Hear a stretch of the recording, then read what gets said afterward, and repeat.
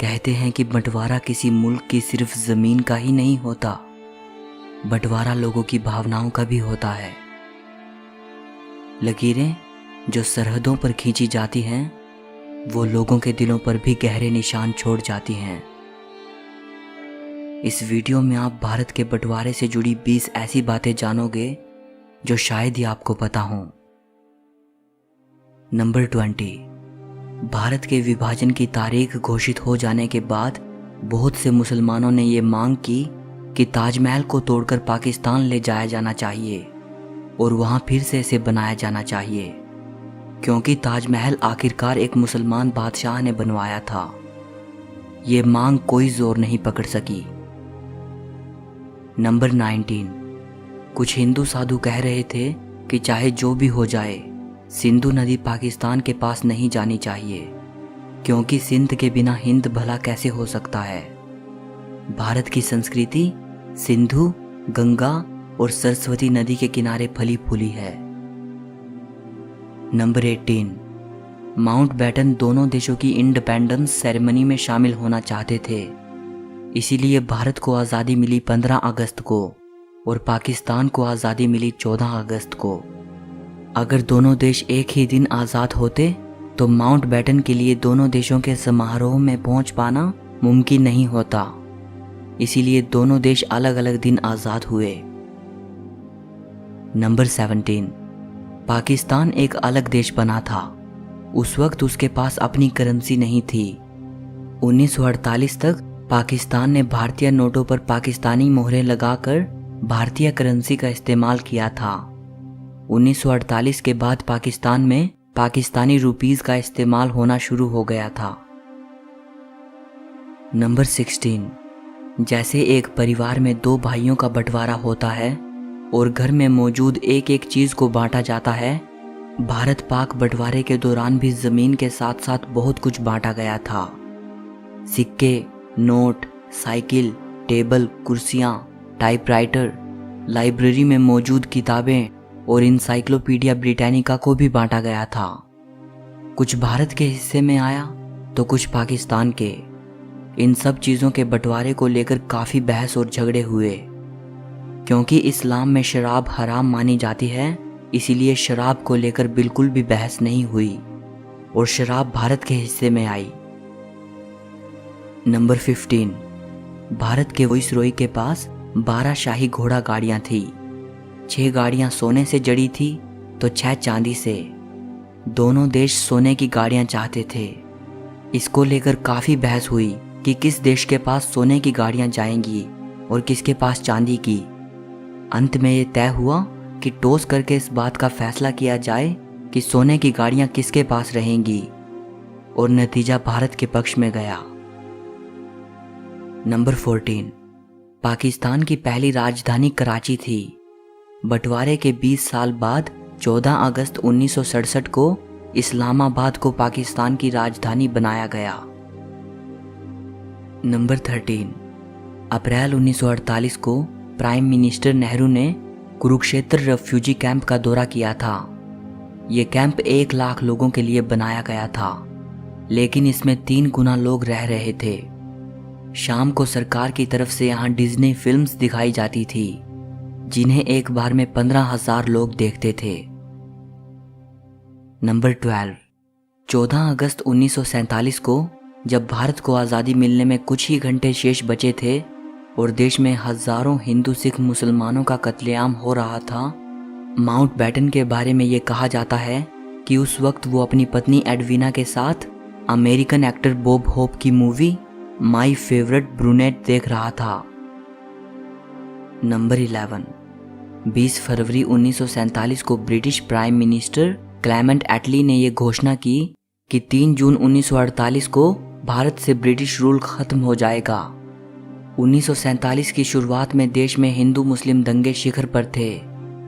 3 मार्च 1947 को गांधी जी ने कहा कि देश का बंटवारा उनकी लाश पर से होगा।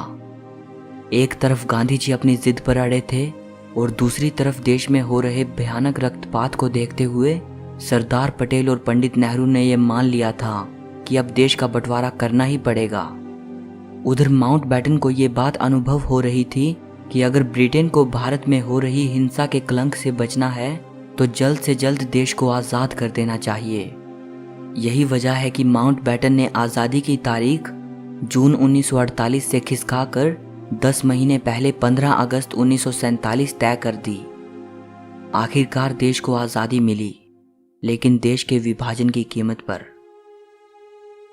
नंबर 10, बम्बई के गवर्नर जॉन कोलविल ने माउंटबेटन को लिखा कि भारत की आज़ादी के बाद अगर उसे ब्रिटिश फ्लैग फहराने नहीं दिया गया या ऐसा झंडा फहराने नहीं दिया गया जिसमें यूनियन जैक लगा हो तो वो भारत में नहीं रुकेगा। माउंटबेटन खुद इस बारे में सोच रहा था। उसने अपने आप दोनों देशों का झंडा तैयार किया। उसने भारत के लिए स्वराज फ्लैग को लिया और उसके ऊपरी तरफ छोटा सा यूनियन जैक बना दिया, और पाकिस्तान के लिए उसने मुस्लिम लीग का झंडा लिया और उस पर भी यूनियन जैक बना दिया। दोनों झंडे जिन्ना और नेहरू के पास भेजे गए। मोहम्मद अली जिन्ना ने कहा, पाकिस्तान के लिए हम इस झंडे को नहीं अपना सकते क्योंकि चांद के साथ क्रिश्चियन क्रॉस मुसलमानों की भावनाओं के लिए ठीक नहीं है। पंडित नेहरू ने भी उसे अस्वीकार कर दिया और माउंटबेटन को एक नया डिज़ाइन भिजवाया जिसमें बाकी हिस्सा तो स्वराज फ्लैग जैसा ही था, लेकिन चरखे के स्थान पर अशोक चक्र बनाया गया था और उस पर यूनियन जैक नहीं था। माउंटबेटन के पास दोनों देशों के झंडे अपनाने के सिवा और कोई ऑप्शन नहीं था। इस तरह ब्रिटिश फ्लैग को पूरी तरह से विदा कर दिया गया। नंबर 9, देश भर में ब्रिटिश फ्लैग को उतार लिया गया था और तिरंगा लहराया जा रहा था। पंडित नेहरू ने माउंटबेटन की इस गुजारिश को मान लिया था कि ब्रिटिश फ्लैग को उतारते वक्त किसी तरह का जश्न नहीं होगा ताकि अंग्रेजों की भावनाओं को ठेस ना लगे। तिरंगा लहराए जाने पर ही समारोह किए गए। नंबर 8, 15 अगस्त 1947 के दिन जब देश आज़ादी का जश्न मना रहा था, तब गांधी जी आज़ादी की रस्म के दौरान हुए किसी भी कार्यक्रम में शामिल नहीं हुए थे। उस दौरान वो कलकत्ता में थे और हिंदू मुस्लिम दंगों को रोकने का प्रयास कर रहे थे। नंबर 7, सिरिल रैडक्लिफ जाने माने ब्रिटिश लॉयर थे। इन्होंने ही भारत पाकिस्तान के बीच सीमा रेखा खींची थी। आपको जानकर हैरानी होगी कि रैडक्लिफ को भारत और पाकिस्तान की बाउंड्री लाइंस सेट करने के लिए बंटवारे से महज कुछ ही हफ्ते पहले भारत बुलाया गया था। इससे पहले ये कभी भारत नहीं आए और ना ही इसके बाद वे कभी भारत लौटे। जब रैडक्लिफ भारत आए उस वक्त उन्हें भारत की संस्कृति, व्यापार, राजनीतिक स्थिति, लोगों के आपसी रिलेशन, नदियों के बारे में और भारत के गांव की स्थिति वगैरह के बारे में कुछ भी नहीं पता था। यहाँ तक कि उन्हें भारत की जियोग्राफी की भी कंप्लीट इंफॉर्मेशन नहीं थी। नंबर 6, रैडक्लिफ को इस तरह से भारत और पाकिस्तान के बीच सीमा रेखा तय करनी थी जिससे कि ज़्यादा से ज़्यादा मुस्लिम पाकिस्तान में रह जाएं और ज़्यादा से ज़्यादा हिंदू सिख भारत में रह जाएं।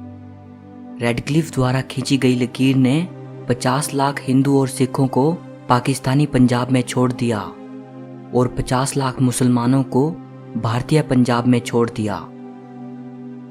नंबर 5, रैडक्लिफ के काम से ना तो इंडियन लीडर खुश थे और ना ही पाकिस्तानी लीडर। दोनों ने ही जमकर रैडक्लिफ की आलोचना की। इससे रैडक्लिफ नाराज हो गए। रैडक्लिफ को उसके काम के लिए 2000 पाउंड मिलने थे। उसने अपनी नाराजगी जाहिर करते हुए उन पैसों को लेने से इनकार कर दिया। नंबर 4, 15 अगस्त 1947 को दोनों देश आज़ाद हो गए और देश का बंटवारा हो चुका था। लेकिन माउंटबेटन ने रैडक्लिफ की सीमा रेखा निर्धारित करने वाली रिपोर्ट आज़ादी के 2 दिन बाद 17 अगस्त को पब्लिश की। ये एक बड़ा कारण था कि देश की इतनी बुरी हालत हुई और इतने लोग मारे गए, क्योंकि आखिरी समय तक लोगों को पता ही नहीं था कि पंजाब का कौन सा हिस्सा पाकिस्तान के पास रहेगा और कितना हिंदुस्तान के पास। लोग बेहाल होकर सिर्फ अपनी मंजिल को तलाश रहे थे। नंबर 3, हिस्टोरियन लियोनार्ड मोज़ली लिखते हैं, अगर रैडक्लिफ रिपोर्ट आज़ादी से पहले पब्लिश हो जाती और इसकी जानकारी पहले ही पता होती कि कौन सा हिस्सा किस देश में जा रहा है, तो फौज को अच्छे से तैनात किया जा सकता था। लेकिन माउंटबेटन ने रेडक्लिफ रिपोर्ट के बारे में किसी को कुछ नहीं बताया। देश की आज़ादी का दिन तो खुशी खुशी बीत गया, लेकिन लाखों लोगों का सब कुछ तबाह हो गया।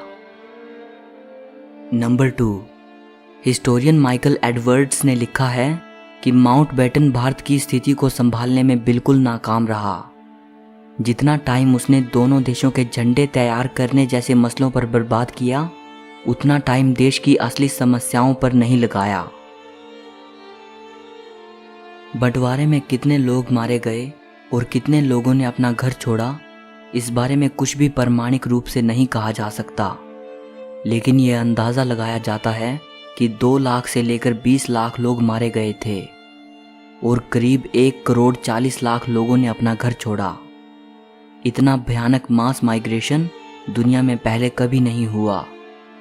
बंटवारे के दौरान अगर किसी की सबसे बुरी दुर्दशा हुई थी तो वो बच्चे और महिलाएं थी।